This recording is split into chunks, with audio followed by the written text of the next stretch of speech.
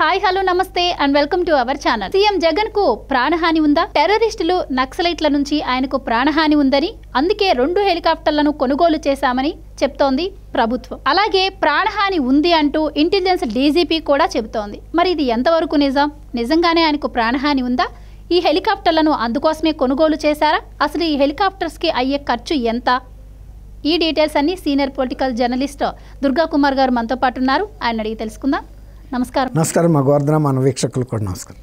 So Durga Kumar గారు, CM జగన్కు ప్రాణహాని ఉందంట. ఆ వార్త ఇప్పుడు బాగా హల్చల్ చేస్తుంది. అసలు నిజంగానే ప్రాణహాని ఉందా? అందుకోసమే 2 హెలికాప్టర్లు కొనుగోలు చేయాల్సిన అవసరం ఉందా? అసలు ఈ హెలికాప్టర్లకి అయ్యే ఖర్చు ఎంత? ఈ భారం అంతా రేపు ఎవరిపై పడుతుందంటారు?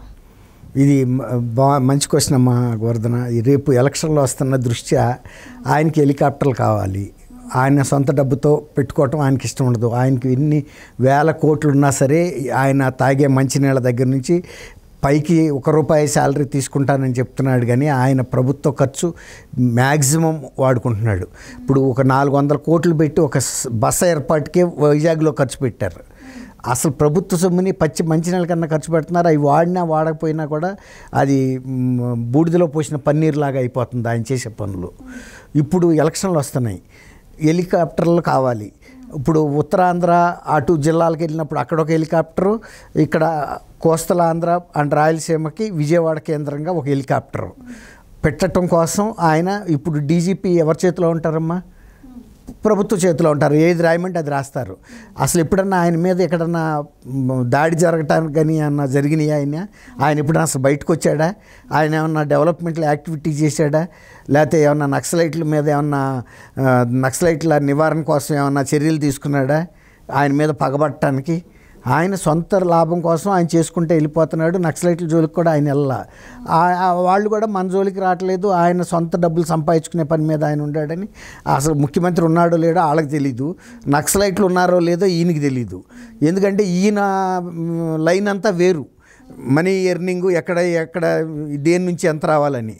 మిగిలిన పరిపాలన మీద ఇప్పుడు వాళ్ళు అందుకే కదా పరిపాలన మాకు హైదరాబాద్ రాజధాని కావాలని అడిగింది. అంటే ఇక్కడ ఇంతవరకు 5 సంవత్సరాల నుంచి 2019 నుంచి 23 వరకు 24 కూడా వచ్చేసింది కదా. అంటే ఏం పరిపాలన వాళ్ళు చేయలే. ఎందుకంటే వాళ్ళకి పరిపాలన చేయడానికి కావాల్సిన వస్తు అక్కడ లేదు. అందుకని హైదరాబాద్ అడుగుతున్నారు కదా. ఇప్పుడు 10 ఏళ్ళు అడుగుతామంట. వైవి సుబ్బారెడ్డి గారు చెప్పాడు, హైదరాబాద్ని మాకు పరిపాలనా రాజధానిగా మార్చుకుంటాము, 10 ఏళ్ళు పర్మిషన్ కూడా మోడీ గారిని అడుగుతారంట. మోడీ గారికి ఈయనకి ఉన్న సాన్నిధ్యం దృష్ట్యా పెద్ద అది విషయం ఏం కాదు, ఇస్తాడు. ఇప్పుడు నేనేం చెప్పేది ఏంటంటే, ఇప్పుడు ఆయన ప్రభుత్వ పరిపాలన అనేది ఏం జరగలేదు కాబట్టి, అసలు ముఖ్యమంత్రి ప్రమేయం ఎక్కడ ఏమీ కనపడలేదు కాబట్టి ఎవరు ఆయన మీద దాడి చేసే అవకాశం లేదు. ఇప్పుడు కేంద్రం కూడా తెలియాలి కదా. ఒకవేళ ముఖ్యమంత్రి మీద కనుక ఇంత ప్రాణహాని ఉంటే కేంద్ర నిఘా వర్గాలు కూడా కేంద్రాన్ని కూడా హెచ్చరిస్తాయి, ఫలానా ముఖ్యమంత్రికి ప్రాణహాని ఉందని. ఇప్పుడు చంద్రబాబు నాయుడు గారు అధికారంలో లేరు, ముఖ్యమంత్రి కూడా కాదు. అయినా ఆయనకి ప్రాణహాని ఉందనేది రాష్ట్ర ప్రభుత్వాన్ని చెప్పమని చెప్పదు, కేంద్ర నిఘా వర్గాలు ఎప్పుడో నిర్ణయించినాయి. ఆ కేంద్రంలో పెద్ద కమిటీ ఉంటుంది, ఈ భద్రతా విభాగం, ప్రజాప్రతినిధులకి కానీ అధికారులకు కానీ జడ్జీలకు కానీ ఎవరెవరికి గవర్నర్లకు కానీ ఎవరికి ఎక్కువ ప్రాణహాని ఉంటే దాన్ని బట్టి వాళ్ళు ఆ భద్రతా చర్యలు తీసుకుంటారు ఎవరికి ఎంత అనేది. ఇప్పుడు అట్లా Z+ కేటగిరీ ఆయనకి నిర్ణయం అయింది. ఇప్పుడు ఈయనకి ముఖ్యమంత్రిగా ఉండా కూడా Z+ కేటగిరీ నిర్ణయం అవ్వలేదు కదా, ఏది అవ్వలేదు కదా. సడన్గా ఎందుకు వచ్చింది ఈయనకి ఇంత ప్రమాదం? రేపు ఎలక్షన్లో హెలికాప్టర్లో సొంత డబ్బులు పార్టీ కానీ తన సొంత డబ్బులు వాడకుండా ప్రజల డబ్బులతో ఇప్పుడు 2 కోట్లతో ఒక్కొక్క విమానాన్ని అద్దెకి తీసుకున్నారు. అద్దె మాత్రమే అది. అక్కడ ఎయిర్పోర్ట్లో పార్కింగ్ చేసినందుకు ఛార్జీలు కట్టాలి అక్కడ. ఇక్కడ హైదరాబాద్ విజయవాడలో గన్నవరం ఎయిర్పోర్ట్లో పెడితే ఎయిర్పోర్ట్లో కట్టాలి. ప్లస్ మళ్ళీ దానికి స్టాఫ్ ఉంటారు, ప్రతిరోజు మెయింటెనెన్స్ అయితే ఇంజనీర్లు చూసుకోవాలి. ఇవి ఖర్చులన్నీ అదనం, మళ్ళీ ఇంధన ఖర్చులు అదనం. కేవలం ఆ కంపెనీకి దాదాపు ₹2 కోట్ల అద్దె అయితే ఇవ్వాలి హెలికాప్టర్కి. ఎన్ని నెలలు పెట్టినా కూడా అన్ని నెలలు ఇచ్చేస్తారు. నెలకి ఒక్కో దానికి 2 కోట్లు, ప్లస్ దాని పైలట్లు ఒక 2 ఉండాలి. తర్వాత అసిస్టెంట్లు ఉంటారు, మీ మెయింటెనెన్స్ ఇంజనీర్లు ఉంటారు. ఇప్పుడు వాడినా వాడకపోయినా ప్రతిరోజు వాటి డోర్స్ అవి తీసి ఎలుకలు ఏమన్నా కొట్టేసినాయా, ఏమన్నా దెబ్బతిన్నాయా, అదే అన్ని రెగ్యులర్ మెయింటెనెన్స్ రిపోర్ట్ రాసుకోవాలి. ఎందుకంటే వీఐపీ ట్రావెల్ చేసే హెలికాప్టర్ అది. ఈవెన్ అదర్వైజ్ అయినా కూడా చాలా జాగ్రత్త అయిన ప్రోటోకాల్ ఉంటుంది దానికి. ఆ ప్రోటోకాల్ మెయింటెనెన్స్ జరగాల్సిందే. తర్వాత వెళ్ళినప్పుడు ఇంధనం ఎట్టాగు ఉంటుంది. తర్వాత రిపేర్లన్నీ కూడా వాళ్ళు అద్దెకిచ్చినందువల్ల వాటిల్లో వచ్చే రిపేర్స్ అన్నీ మళ్ళీ గవర్నమెంట్ బేర్ చేసుకోవాల్సిందే. ఏమైనా యాక్సిడెంట్ జరిగినా, ఏమైనా దెబ్బతిన్నా అన్నీ కూడా. ఎందుకంటే ఏ కండిషన్లో ఇచ్చారో మళ్ళీ ఆ కండిషన్లో వాళ్ళకి అప్పచెప్పాల్సి వస్తుంది. ఇది కేవలం ఆయన ప్రజా డబ్బులతో తన ఎన్నికల ప్రచారం చేసుకోవడానికి చేసిన ఎత్తుగడ తప్ప ఆయనకు వచ్చిన ప్రమాదం అయితే ఏమీ లేదు ఎక్కడ. అసలు ఇంకోటి, ఆయన ఎప్పుడైనా బయటికి వెళ్తేనే కదా ఒకటి. రెండోది, వెళ్తే కూడా పట్టాలు కట్టేస్తున్నారు, రోప్ పార్టీస్ ఉంటున్నాయి. రెండోది, చెట్లు ఉంటే చెట్లు కొట్టేస్తున్నారు. కాబట్టి అసలు ప్రజలు ఆయన్ని చూసే అవకాశం లేదు. అసలు ప్రజల్ని ప్రజలు కూడా ఈయన చూడలేరు.